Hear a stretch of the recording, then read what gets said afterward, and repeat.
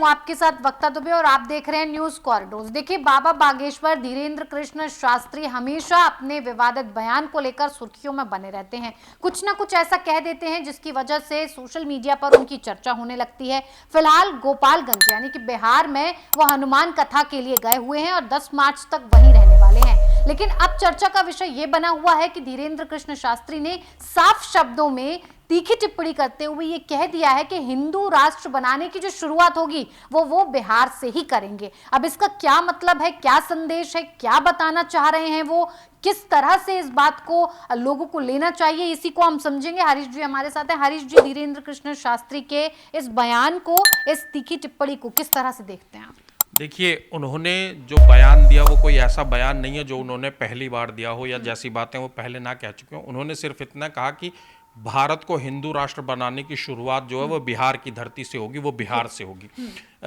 ऐसे बयान वो तमाम बार दे चुके हैं। वो दिल्ली में जब आए थे तब ऐसा बयान दिया था, मध्य प्रदेश में तो वो अलग अलग जगह पर, छतरपुर भी नहीं, उसके अलावा भी बाकी जगहों पर इस तरीके के बयान दे चुके हैं।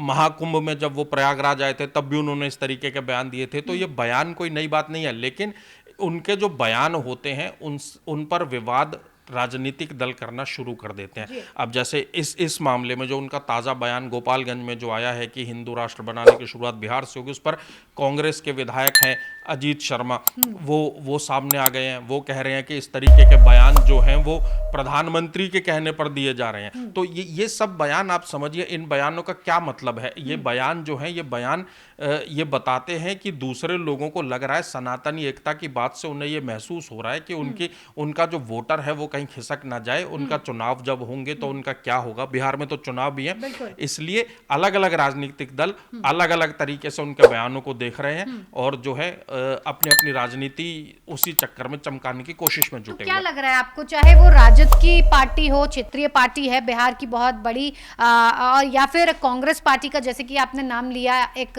जिन्होंने इस तरह का विवादित बयान दिया है, तो इन सारी पार्टियों को क्या अब ये तिलमिलाहट लगती है? ऐसा लगता है कि बाबा बागेश्वर इस तरह के बयान देंगे तो उनका वोट बैंक खिसक जाएगा? देखिए, उनके बयानों का विरोध करने वालों में जैसा आपने बताया आरजेडी है। आरजेडी बिहार में मुस्लिम और यादव की राजनीति करती है, तो उसको लगता है कि सनातन की बात करने वाला व्यक्ति यदि सनातनी एकजुट हो गए तो उसका यादव वोट कहीं खिसक ना जाए। तो आरजेडी की कोशिश ये रहती है कि एक तो सनातन के बात करने वाले बाबा बागेश्वर के अगेंस्ट बयान देकर एक तो मुस्लिमों को अपने सपोर्ट में कर ले कि देखो बाबा बागेश्वर ने ऐसा बोला था तो आरजेडी के इस नेता ने ऐसा बोल दिया। एक तो ये सोच रहती है। दूसरा ये भी सोच रहती है कि यादव वोट का कुछ शेयर इधर उधर ना हो जाए, कहीं वो सनातन की आस्था की बात हो तो वो उस विचारधारा में ना बह जाए, तो उसको साथ में रखा जाए। वहां जो पार्टी है, जो दूसरी पार्टी है जो आरजेडी के ही समर्थन में है, वो है कांग्रेस, इंडिया गठबंधन। वहां तो साथ साथ ही है ना, अभी अलग तो हुए नहीं रहा है।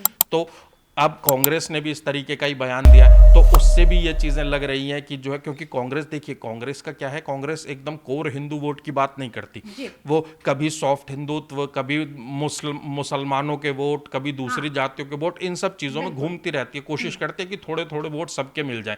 तो लेकिन अगर सनातनी एकता की बात होगी तो जाहिर तौर पर हम सभी जानते हैं जब भी सनातनी एकता की बात होती है तो उसका फायदा किस पार्टी को होता है। तो इसलिए कांग्रेस भी यही सोच रही है कि जो है कहीं मेरे को नुकसान ना हो जाए। एक तो वैसे ही बिहार में, उत्तर प्रदेश में पार्टी हाशिए पर है, जो इक्का दुक्का विधायक जो जीतते भी हैं या नेता जो जीतते भी हैं, कहीं उनकी वो भी हाथ से ना निकल जाए, इसलिए कांग्रेस इस तरीके के बयान दे रही है।